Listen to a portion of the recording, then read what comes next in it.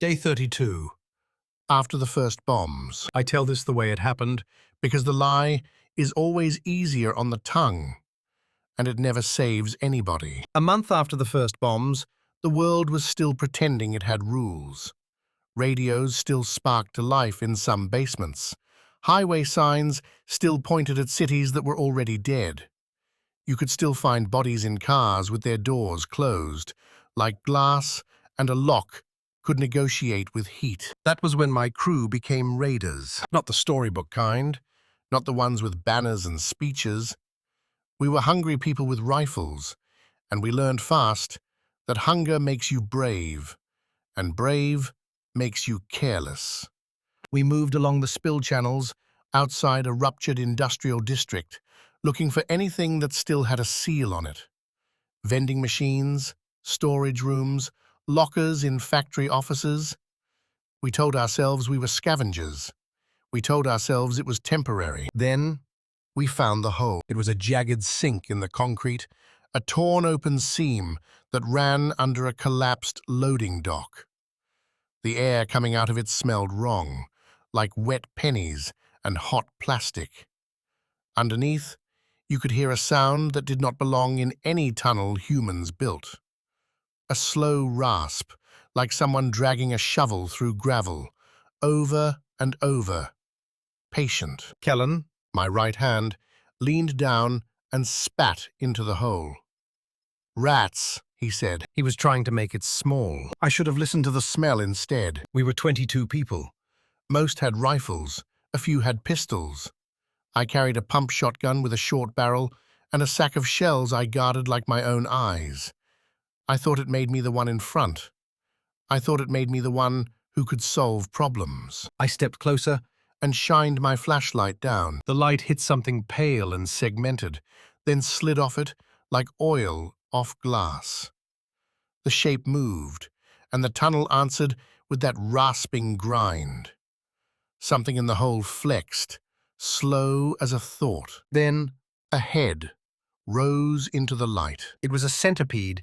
The size of a cargo truck. But it did not move like a truck. It moved like a chain of muscles, learning how to be one creature. Its plates were thick and ridged, the color of bone that had been boiled too long. Dozens of legs clicked against the concrete, and each click sounded like a tool dropped on a hard floor. Kellen whispered. What in God's mouth is that? The creature's feelers swept the air.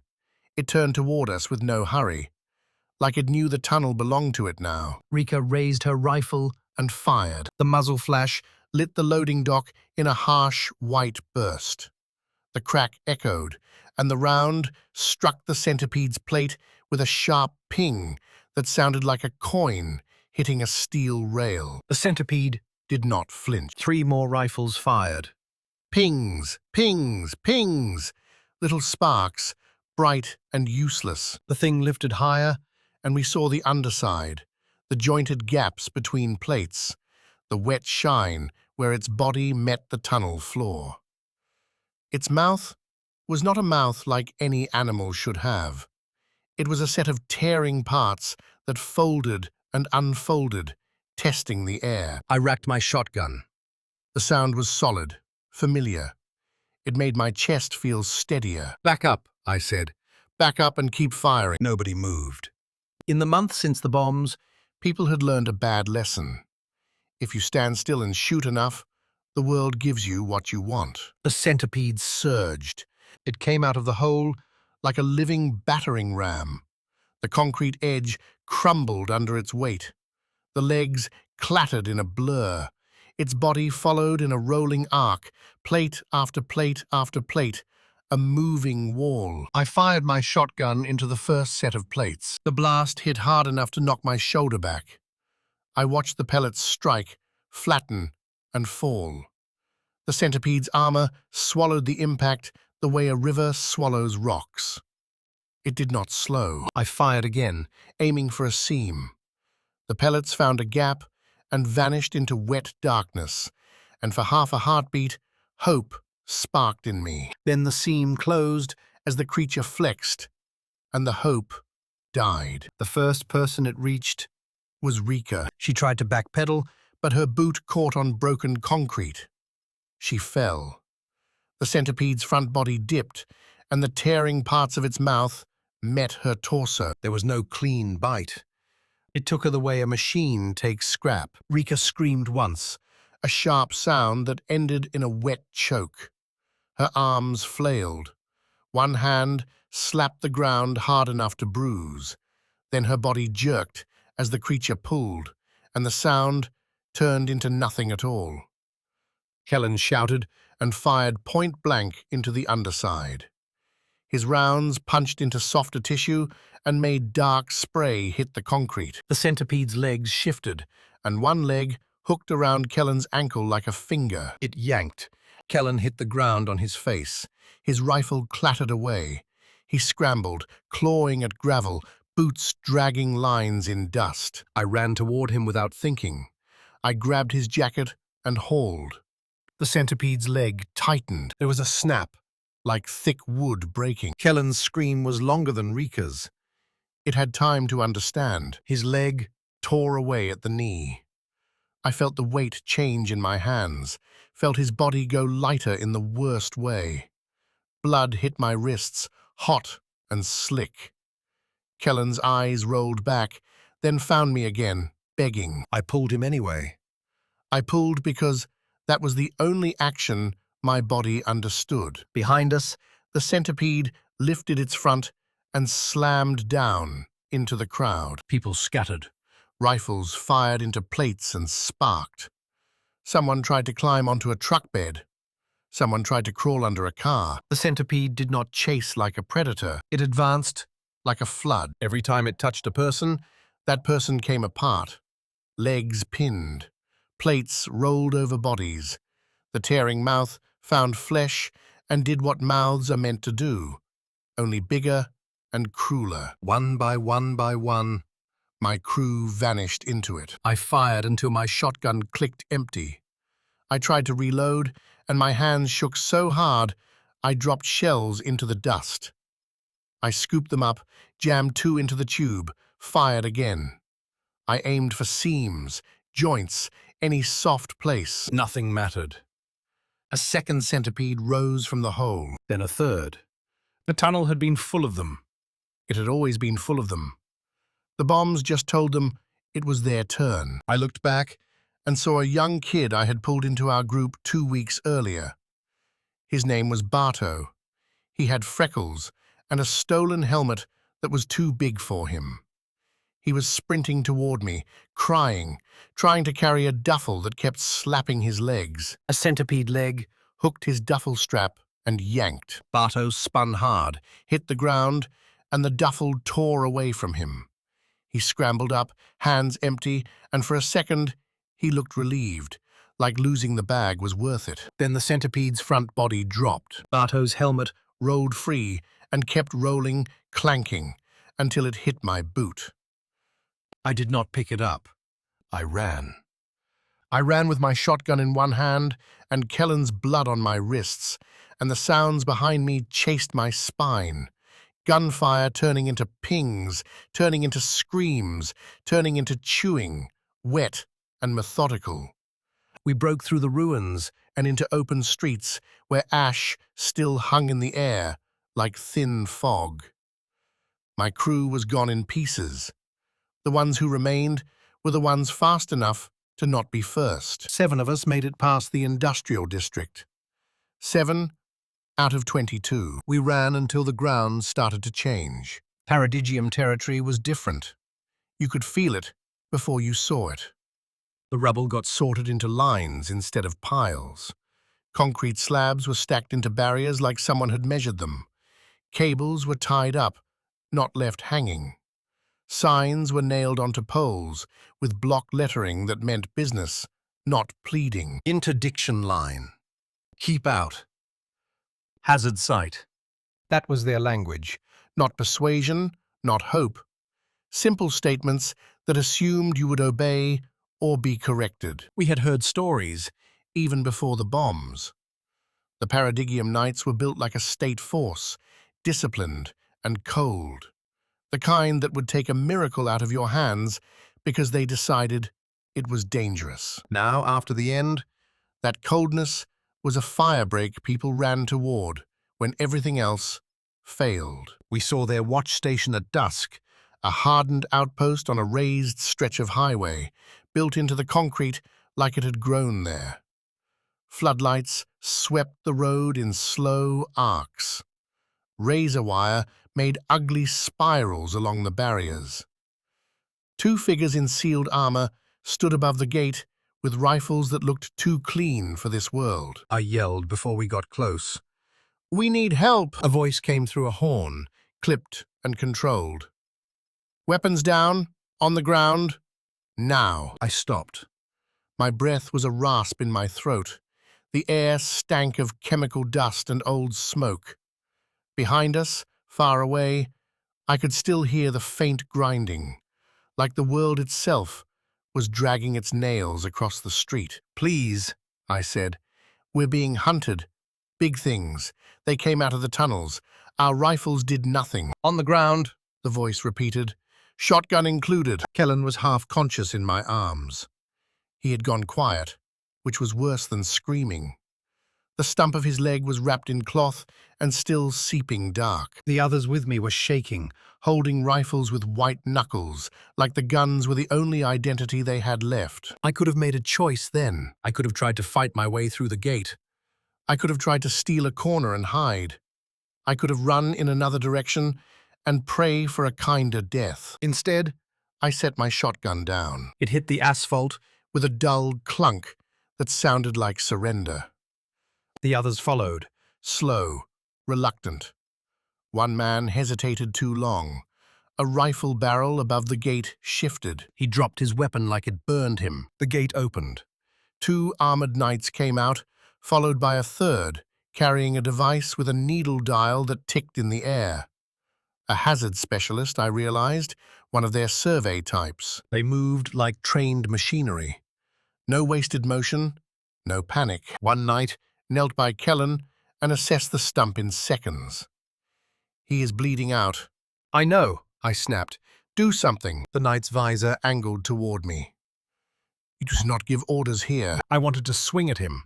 I wanted to scream that the world had ended and hierarchy was a joke. But I had just watched giant centipedes turn people into meat in under a minute. I had learned what happens when you pretend you are in charge of nature. I swallowed hard. "Help him," I said quieter. "Please." The survey specialist waved the ticking device over all of us, then pointed at my chest. "You were near a hot rupture." "We were near worse than hot," I said. "The night." Kellen applied a sealant bandage that hissed as it tightened. "He will live long enough for a choice." "A choice?" I repeated. Another knight stepped forward. The markings on their armor were crisp and uniform, stenciled codes and line numbers, like their identity was built out of logistics and containment. "You are raiders," the knight said, not a question. "We were," I said, because lying felt pointless. "You want sanctuary." I looked at the gate behind them. Thick concrete, steel plating, light, order. "Yes," I said. The knight's voice did not soften. "Sanctuary is not a trade. It is a chain." I felt my people behind me stiffen. "What does that mean?" one of them whispered. The knight continued. "Paradigium doctrine is containment and denial. We seize hazards. We bury them. We destroy what we cannot control. We do not bargain with threats, and we do not accept undisciplined elements inside our lines." I understood the message, even through the formal words. They would rather let us die outside than let chaos inside. A grinding sound carried on the wind, distant but real. The centipedes were moving. "How far are they?" the survey specialist asked, already turning the dial on the device. "Minutes," I said. "Maybe less. There are more than one." The knight's visor angled toward the horizon. "We have eyes on the road." I heard the faint crackle of radio chatter behind the gate, controlled voices, coordinates, distances. The knight looked back down at me. "If you cross this line, you join," the knight said. You submit to our chain of command. You surrender your raider title, your independent violence, your right to decide what is yours. You become assets under an interdictor captain's authority. We will put you to work. We will put you in training. You will obey containment protocol. My throat tightened. And if we don't, Then you stay outside, the knight said. and we will not spend munitions saving people who will destabilize our mission. Sable took a shaky step forward. You would let us die. The knight did not deny it. We prevent second endings. We do not collect problems. I hated them right then. I hated their certainty. I hated their clean armor and their measured speech. I also remembered Barto's helmet rolling to my boot. I remembered Rika's scream cut short. I remembered the pings of bullets doing nothing. The debate inside me was violent and fast. If I joined, I would be a raider no more. The only thing I had left that felt like mine, my control, my fear turned into a weapon, would be taken away and labeled hazardous. If I did not join, I would feed my people to centipedes in the street. I looked at Kellen. His eyes were open again, glassy, drifting. His lips moved like he was trying to say my name, but he couldn't find the breath. He had followed me into raiding Because I told him we could survive it. Now his survival depended on men in sealed armor who did not care about my pride. Sable whispered. Boss, please. I turned. And looked at the 6 behind me. 6 living people. That was my whole kingdom now. The grinding got louder. I faced the knight again. What do you call it? I asked. The joining. The knight answered without hesitation. Initiation is a drill. Weeks of protocol and stress tests. A final evaluation, sealing a breach without panic. I laughed once. A harsh sound. We just met the breach. The knight did not react. Then you understand why we demand control. My hands clenched. I wanted to say I was still in charge of my people. I wanted to say the world had no right to force uniforms onto grief. Instead, I said the only sentence that mattered. we join. The knight held my gaze for a long second, Visor reflecting the ruined road behind me. then finally, On your knees. State yourselves for record. Sable flinched at the words. The others looked at me, terrified, as if kneeling would erase them. The grinding Sound crested into something else. A deep, many-legged clatter The centipedes were close enough now. that the road seemed to vibrate with their movement. I dropped to my knees. The others followed. Slower, the motion full of shame and relief. I spoke. My voice shook. I forced it steady. I will obey. I will follow. I will submit to command. I will assist in containment and interdiction. It felt like Tearing off skin. behind the gate, No sirens screamed. There was no dramatic alarm. there was only movement. Paradigium knights poured out in a line like they had been waiting for an excuse. Ward knights formed a perimeter.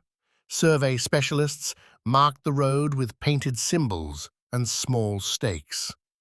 Someone dragged a heavy case forward and opened it to reveal devices that looked like compact demolition tools. Their captains stepped into view. Taller than the others, armor marked with a clean insignia that told everyone who owned the moment. You are inside the line now, the captain said. You are ours. The words, Should have made me furious. instead, They made me breathe. the first centipede came into view. At the far end of the road, its body rising and falling over broken cars like a living train. Its plates caught the floodlights and gleamed, dull. My people started to shake again. I stood up. Because I could not kneel and watch. The captain raised one hand. The knights moved as one. A pair of knights fired first. But not at the plates. They aimed for the underside seams, with rounds that hit like punches, tearing softer tissue open. The centipede recoiled for the first time I had seen one recoil. Then a device flew in a clean arc and stuck to the centipede's front plates. A sharp crack followed. Like the air itself splitting. The centipede's armor blew outward in fragments, exposing the soft interior beneath. Its legs spasmed. It screamed, a sound like metal bending under force. My shotgun had never stood a chance. My rifles had been toys. Paradigium. Had brought tools meant for this. Another centipede surged into the light. A second device Struck. Another crack. Another armor plate burst open.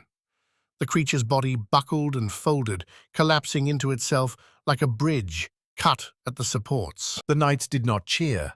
They did not shout. They advanced, Methodical, finishing each beast with precise shots and controlled placement of charges. They were not fighting. they were neutralizing. By the time the third centipede arrived, it arrived into a killing lane already mapped and controlled. The knights made it look easy That was the most frightening part. They had trained for this world. I turned back to my people. Wanting to share the relief, wanting to say, we would live. Kellum was gone. His eyes were open, staring at the floodlights, mouth slightly parted like he had tried to speak, and then decided it was not worth the breath. Sable knelt beside him. Hands covered in his blood, face blank with shock. One of the other survivors Sat against the barrier, shaking violently, breath coming in short, uneven pulls, Another vomited into the dust. and did not stop. We had made it inside the line. But the centipedes had already done their work. They had taken limbs, taken organs, taken time. Rescue does not refund what terror spends. The last centipede died with its Underside split, and its legs twitching against the road like broken tools. The knights moved in. Placed markers, and began dragging the carcasses away from the gate. Containment. Denial. No trophies, The captain walked toward me. You made a choice. the captain said. Now you will live under it. I looked past the captain at the road. At the shredded beasts that had erased my crew. Then I looked down at Sable. Her eyes met mine. And I knew she was already gone in a different way. Shock had hollowed her out. She was breathing, but she was not here. She slumped forward a moment later. Forehead against Kellen's chest, and did not move again. One by one, The last of my raiders followed, some in minutes, some in hours. Quiet deaths after loud fear. Bodies that did not have the strength to keep pretending. At dawn, it was only me left standing inside the interdiction line, surrounded by knights who treated death like cleanup. the captain handed me my shotgun. You will relearn what that is for. The captain said, under our rules. The shotgun, Felt heavier than it ever had. not because it weighed more, because it was no longer mine. I stared at the empty road where the centipedes had come from. The world looked the same as it had the day before, broken and grey and full of smoke. But I knew better now. There were things under the ruins. That did not care about your rifles, your stories, your pride. And there were people in Sealed armor who would save you only if you agreed to become useful to their mission. I should have been angry. Instead, I said, Tell me what to do. because my crew was dead, And the grinding in the distance never truly stopped. And if I was going to live with what I had seen, I needed something harder than hunger to hold on to. the captain nodded once. Good, the captain said. Welcome to Paradigium.